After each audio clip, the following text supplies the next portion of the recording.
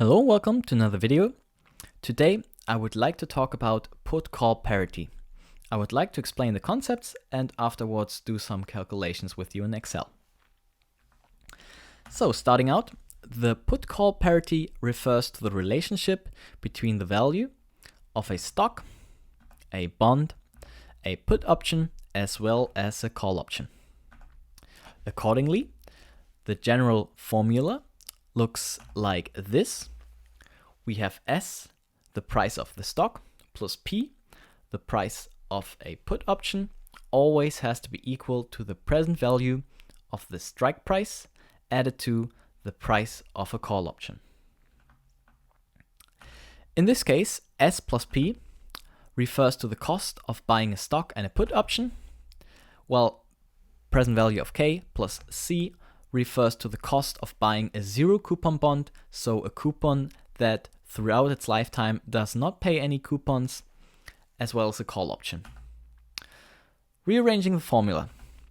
In order to calculate the price of either a put or call option for a European type, and there are two types of options. There are European options and American options, and the difference between those is that European options can only be exercised at its maturity date, while American options can be exercised earlier.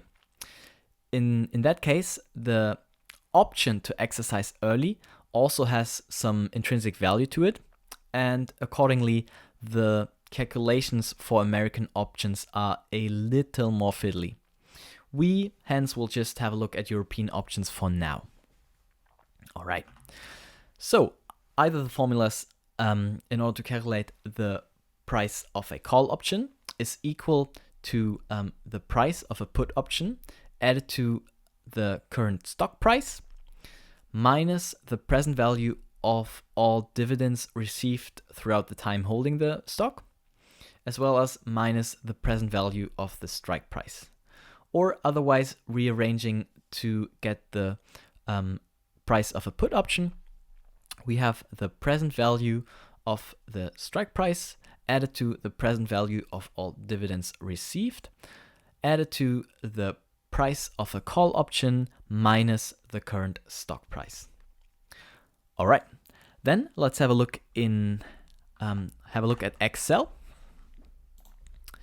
where I've prepared a little exercise that could be looking like something you get in an finance exam, corporate finance exam, maybe even a derivatives course type question, in that the risk-free rate is 1.75% and the price of the stock stands at $224. Let's start with 1A.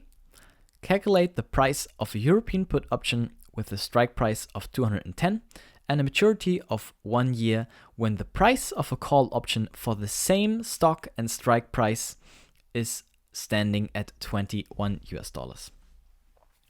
All right, so the price of the strike price, the K, is $210. The price of a call, as mentioned, is 21. Oh, sorry, the strike price is of course 210. The price of the call is 21. The stock price itself is 224. The risk-free rate 1.75%, and the maturity was just 1 year. So first of all, we have to do the present value calculation.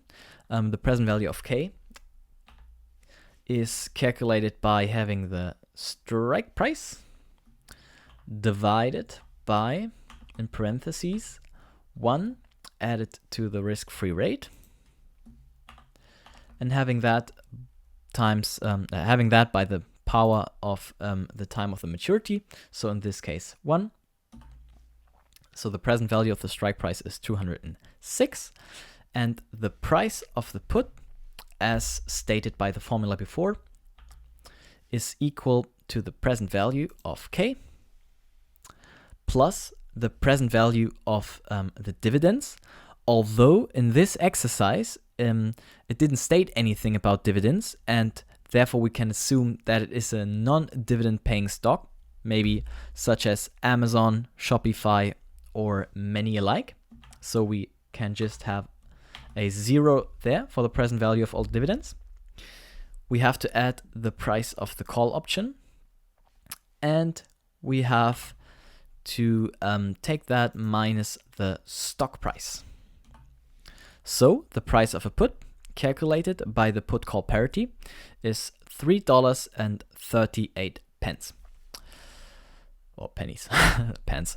Going over to 1.b or 1b, calculate the price of a European call option with a strike price of 210 and a maturity of 1 year when the strike price of when the price of a put option for the same stock and strike price is 3.38. In this case, I did that because what you will see in a second, if I just copy that over here, as most of that is alike.